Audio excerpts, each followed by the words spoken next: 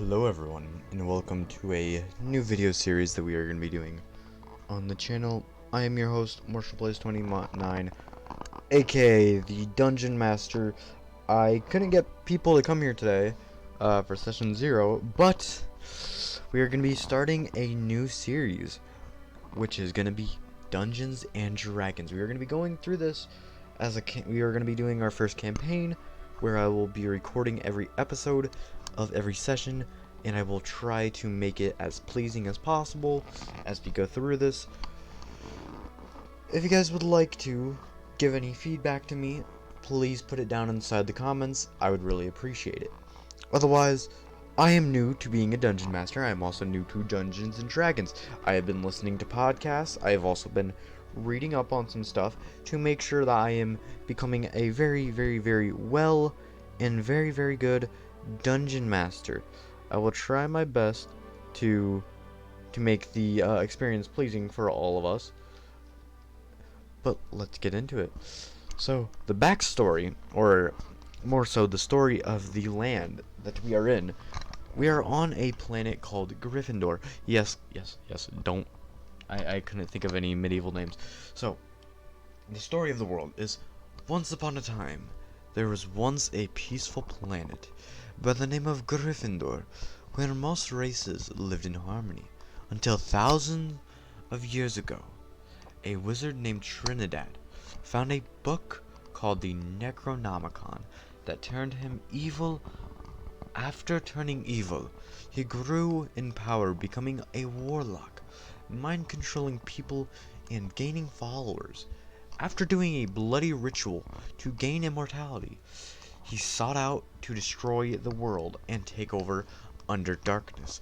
But soon a band of 5 warriors of the races of Dwarven, Half-Elf, Human, Dragonblood, and Gnome, where they defeated him, or so they thought, when secretly he went into hibernation, waiting on someone to wake him up and start the end of times, destroying everything, and rebuild under him as a ruler, and cast darkness over everything which may come soon, unless a band of heroes show up and stop him in his tracks. The factions and the alignments that our characters will have base knowledge of, which throughout the campaign I will be adding stuff for them to know so that they can know it's common knowledge. Otherwise, for now, common knowledge, I'm going to be going over some races and groups and factions that our characters will have common knowledge of at the start of these sessions and at the start of the roleplay. First, we have the Elvish race, a group of mythical-like humans who tend to stick with the woods, having communities spread all throughout Gryffindor. They are a peaceful race who keep in touch with humans. They are what people would call a chaotic, friendly group. You have the Edwardian Empire, an empire that are the highest of all human empires throughout the land, the most rich of the empires, and go to war constantly with other empires around Gryffindor. They have a chaotic hierarchy, but are mostly peaceful with elves and help them when in need. They are known as a chaotic, neutral empire. Then you have the Dwarven Dwellers. These groups of dwarves are the most known throughout the land, of giving the most powerful of crafts and training the strongest tinkers. They will help anyone besides the evil factions throughout the world. They used to live above ground till one day they were attacked and almost killed off in the Dwarven slaughter. They secretly made a city underground, now living as a mining and tinkering community. No one knows where they live, but everyone knows where they trade at. These creatures are neutral to all that pay them. The next group is the Catholic Church. This church is one of the known religions among humans. They preside in the city of Trinity, where they have the most powerful army that has sought to protect the church.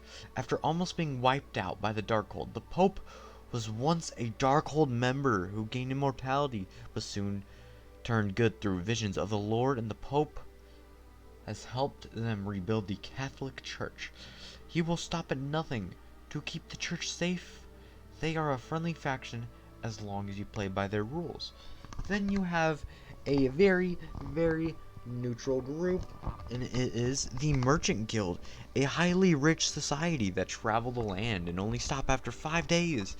The races are mostly friendly goblins and orcs who just want to be rich, and they stay up all night, only staying the night outside of cities so they can sleep under the protection of the rule of the Edwardian Empire. This group is a neutral faction.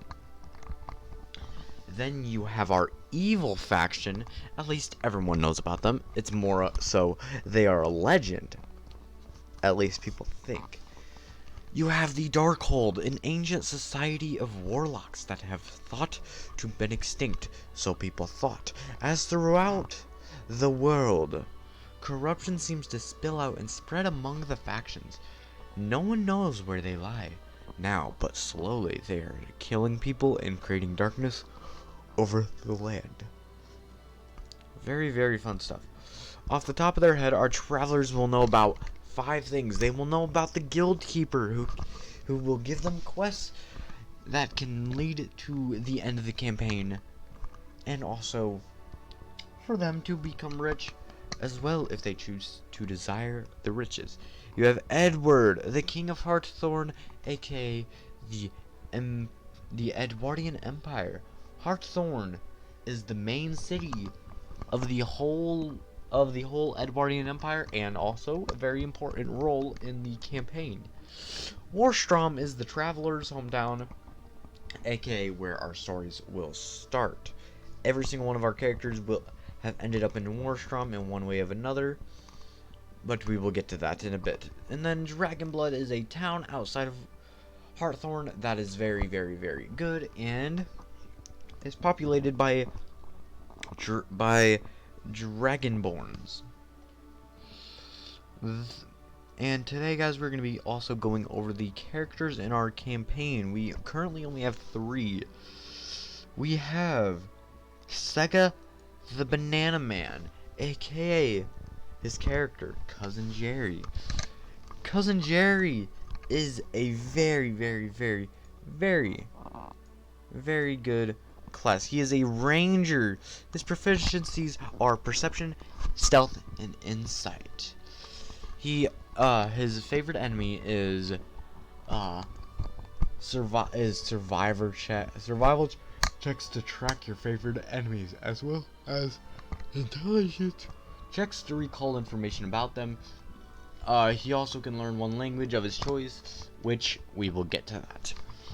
Otherwise, for now, the notes that we know off of him is his description is he is an acolyte inside of the Catholic Church. His alignment is he's a lawful good. His faith is odontology. His gender is banana.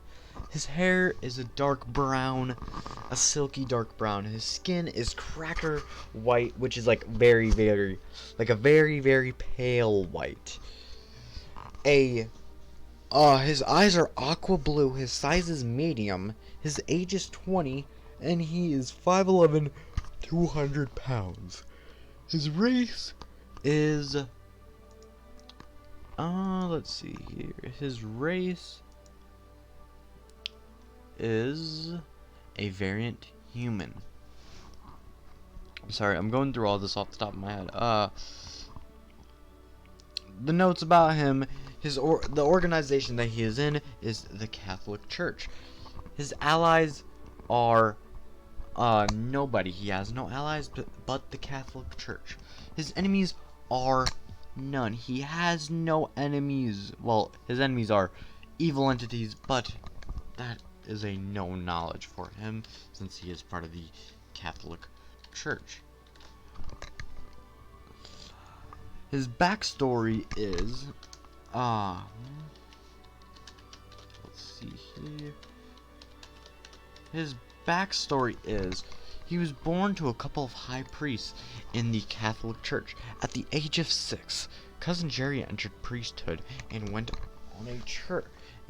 on a church retreat with his master, where he learned the ways of the Lord, which helped him grow up to be the strong banana that he can be. that he has become to know today. They presided in the Catholic Church until recently, when he saw how the church was turning corrupt.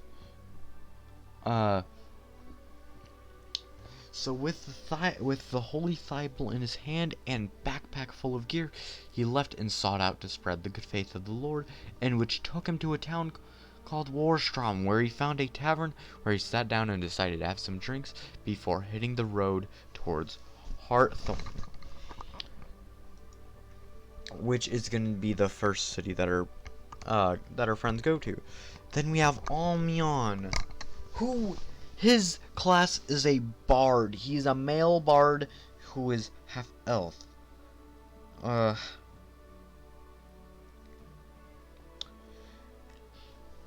His description, the description of him is his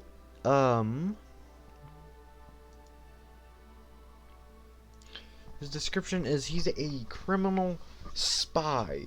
His alignment is chaotic neutral. His faith is atheist. He is a male. He has long black hair, piercing light blue eyes. His skin color is a hex color. His size is medium. He is 26 years old. He is 6'2", with a weight of 130 pounds. His allies is everyone in the current game. It's fairly hard to gain his trust, but if you do, he will be loyal to the end. His enemies are the drug empire that killed his girlfriend, which mainly consists of halflings. His backstory is, in college, he started to drink alcohol and do drugs. His ties with the drugs killed his girlfriend of 3 years that they were dating. After that, they went clean and now can do anything they learned in college without knowing them. His intelligence is very high, with 18. How he went to Warstrom is he went on a path to go to a tavern where he wanted to meet up and see if he could find any drug lords so that he could destroy them and stop them, so that he can get revenge for his girlfriend. Then you have Eggs' character, whose name is Steve. Steve is a male deep gnome. His class is he is a rogue. The description of him is he's a chaotic neutral with his faith is gold, which is to become rich. His gender is male. He has black hair. He has blue eyes, pale white skin. He is a very small creature. He is 22 years old with the height of 3 foot and 74 pounds.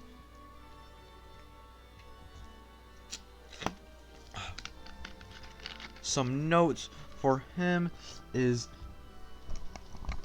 his allies are lizard men and gnomes. Well, at least he thinks they're his allies. Gnomes are good allies with him depending on who you talk to, because some of them are bad, some of them are good, but mainly he is allies with the gnomes. His enemies are orcs, the Edwardian Empire, and fairies. Throughout the whole campaign, he will be able to switch his mind about the Edwardian Empire and all that, but his backstory is as followed. Steve was once a humble child born to a great gnome monarch, till one day at the age of 5 he was taken by his uncle due to safety concerns, but they didn't make it out. It was too late. His uncle was killed like the rest of his family, but Steve managed to throw a knife at his uncle's killers, managing to escape, finding refuge outside of an orc civilization, being homeless for weeks, managing to scrounge up money and other scraps from people.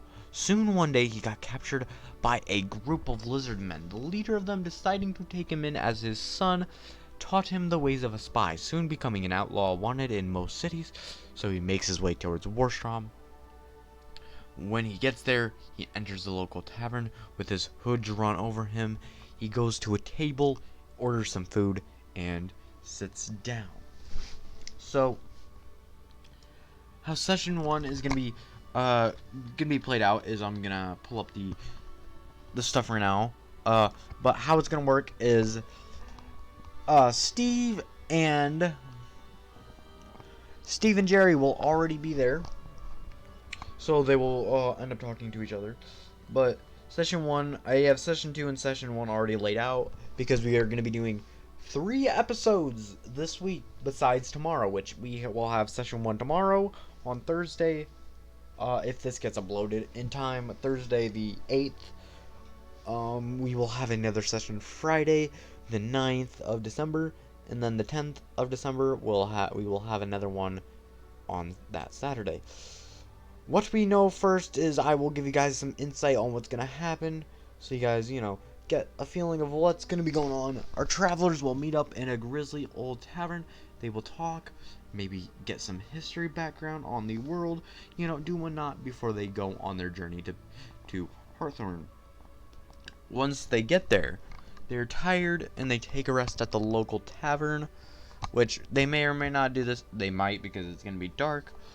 But the motto of the keeper is the first night is always free.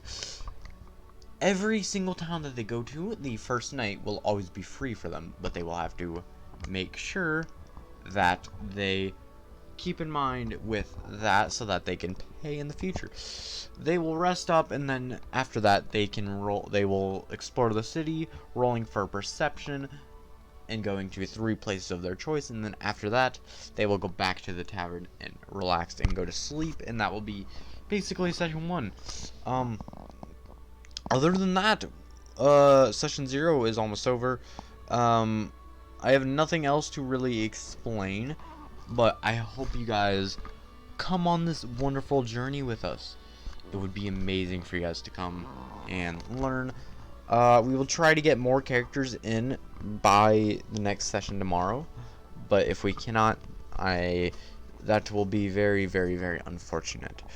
Otherwise, I hope to see you guys next time on Marshall Plays 29, and I hope to see you guys tomorrow. And by the way, guys, we will be streaming this on Twitch, where we will not edit down the VODs at all.